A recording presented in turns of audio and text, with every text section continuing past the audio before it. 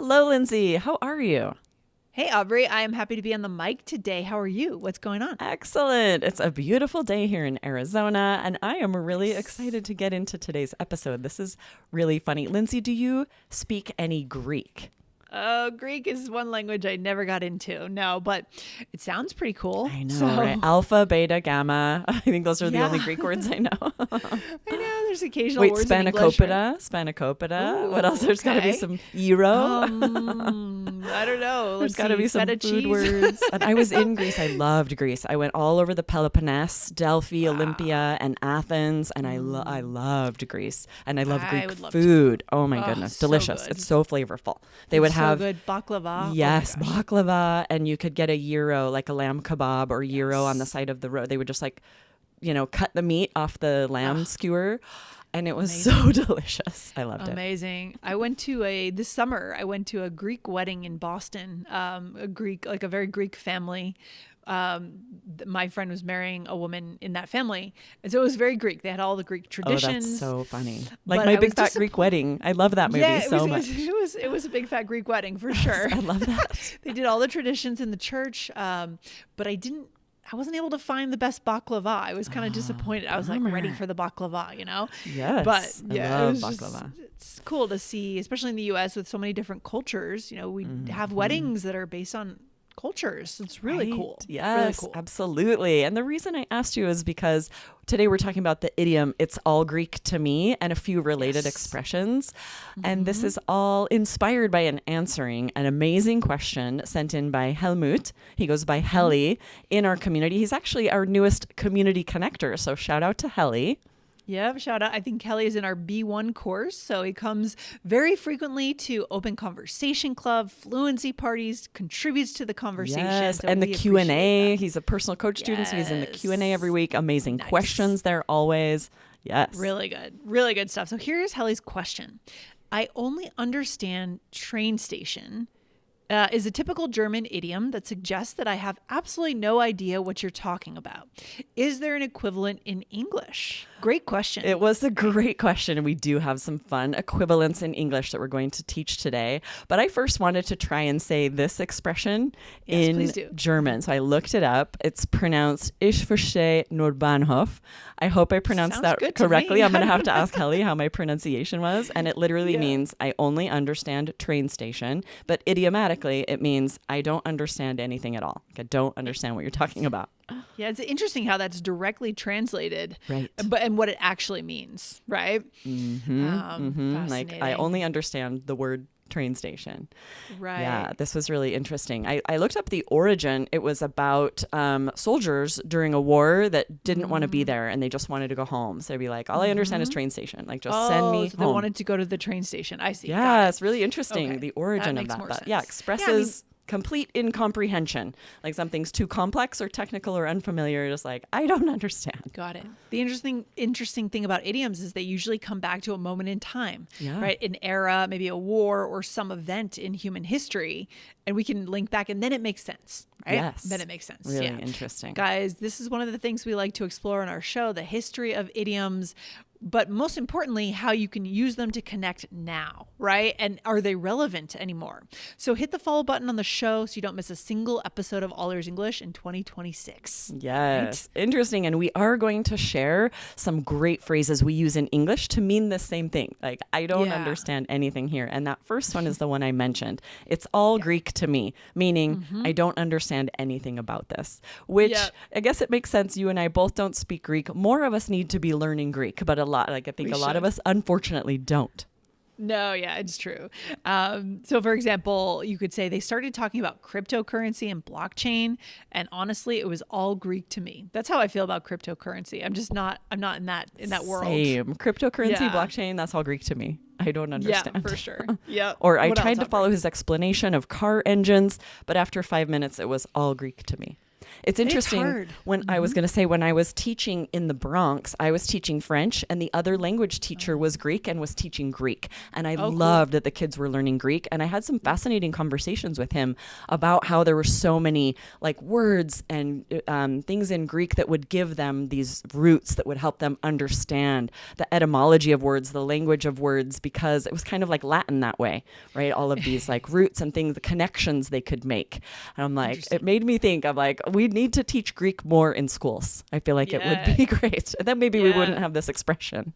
And I hate to always bring it all back to that movie, My Big Fat Greek Wedding. But do you remember in that movie where the grandfather, every word that was said, he would like stop and be like, let me tell you why that word is Greek. It's Greek, from and Greek. here's why. Yes. And then he'd have this really funny connection. There you go. If you guys haven't seen My Big Fat Greek Wedding, and part 2 was also amazing. Funny. It's so good. You've got to go watch it. Definitely start with the original. It's the best. Yes. But then the other, I think there might be a maybe third 2 or 3. I don't know. All of them I saw were great. But you're right. The original is so quotable. I could sit here and quote so many lines right now from that movie. Which means it's important for connection for our listeners from a language perspective, right? Because you will hear native speakers quote that movie still, right? Yes. Which one I hear the most, I'm going to do a quick aside, is when you say one more big one. And it's when she's plucking like the chin hairs. I'm like, just one more big one. We'll say that about anything. If it's like you're going to do something one more time, one more big one. We actually studied that movie in my graduate program when we studied self-disclosure in different cultures. The scene where she talks about her twin being in her neck. Yes. It had the twin and a spinal column. And we talked about how like the things we disclose are not the same across cultures, right? Some cultures really keep things private and others don't. And just fascinating. But it's a classic The scene moment too. she meets someone, she's like, let me tell you about it was my twin. My in twin my neck. that was born on my Oh, yeah. Go watch it, guys. And then come back and listen again. So you'll get all of our jokes here. Really good stuff. So, all right. So It's All Greek to Me is a great one. And then I Haven't the Foggiest. This reminds me of British English for some reason. I don't know why. Yeah, maybe because foggy London town, right? It's kind of an expression about London. Right. But I said this a lot growing up, would say, I haven't the foggiest, and just meant I have absolutely no idea. I don't know. No idea. For example, I'm nodding along, but to be honest, I haven't the foggiest idea what you're talking about. Yes, right? So you could say that I haven't the foggiest idea what you're talking about. Or if someone says, do you know? You should be like, I haven't the foggiest. And you just stop there. It just means, no, I don't know. And honestly, isn't that kind of a relief sometimes in connection when you're pretending like you understand and then you're like, forget it. I'm just going to stop pretending and I'm just going to say this. I have no idea what you're talking about. It's actually a really fun connection moment because everyone's been there. Maybe there will be other people there too who also don't have the foggiest. Sure. There you go. So don't be afraid. Do it early. Do it often. Yes. Let's do a quick role play to show this in because it's often a response to a question, right? Yeah, for sure. So here we go. Do you know who wrote The Reckoning? I haven't the foggiest. Yeah. So you can say it that way too. You don't always have to use it as a way to say, I don't know what you're talking about. But you could just say, I don't know the answer. No idea. Right? Yep. Yeah. Yeah. And I have no clue. This is one I remember saying a lot and hearing a lot in my childhood. And I still hear it a lot. Yeah, it just means I have absolutely no idea. I don't know, right? So, for example, I read your text 3 times, but I have no clue what you were saying here. Yeah, this is everywhere, right? I have no clue what she meant by that. Really common, been around since the 80s, probably will be around for a long time. Absolutely, right? All 3 great ways to just say, I don't know, I have no idea. Exactly. All right, Aubrey, let's put it into a role play. So here you and I are talking about an argument that we witnessed at a wedding. Uh-oh. Never good. No, Never right? good. Okay, I'll start us This is out. not what you want to see. Yeah. I know. The argument was about the seating chart? I guess so. This seating stuff is all Greek to me. I guess I was supposed to put Jack and Stephanie at different tables, but I didn't know that. Oh, yeah, they don't get along. I wasn't aware of that, though. I never have the foggiest idea about that stuff. I guess I should have consulted with someone on seating. I have no clue why they couldn't just sit at the same table for one dinner, though. I agree. Definitely not something I'd make a scene over. Yeah, seating charts at weddings can take months to do this. I can only imagine, right? You're like, someone's texting you, no matter what, don't put so and so on at the same table as so and so. I know. And do you ever go, like when you go to weddings, do you ever think like maybe you're with your partner and then you think, why did we get placed here? And then you start to kind of work backwards in the couple's minds. Then you understand where you belong in their minds. Do you know what I mean? It is so telling. I agree. So telling. That's interesting. There's a lot there, and that's another connection topic right there. Yeah. Yes, and that phrase, I'm just realizing, right, do need to do another episode about something being telling and other ways that we say that. Yep, let's write that one down. That's a great one too. Definitely. Yeah. All right, so let's go role through play. this. Yeah. So the first thing you said, the argument was about the seating chart, and I said, I guess so. The seating stuff is all Greek to me, and I'm kind of taking a pass here. I'm just saying, like, I don't know. I didn't know. I made a mistake, right? Exactly. And this is a great way to say it, right? Like maybe you were the bride. You were the one that had come up with the seating. And you're like, this seating stuff is all Greek to me. I guess I was supposed to put them at different tables. I didn't know that. I was not tuned into the current drama of the day, right? I'm like, you should have asked me. I know they don't get along. Exactly. And then you said, oh yeah, they don't get along. And then I said, oh, I wasn't aware of that. I never have the foggiest idea about that stuff. So I'm really saying like, this is not my thing. Yeah. You're like, I never know who's getting along with who and who's breaking up. Like a lot of people just don't care. They don't care about that kind of gossip. And so it would be tricky to make a seating chart. You wouldn't know.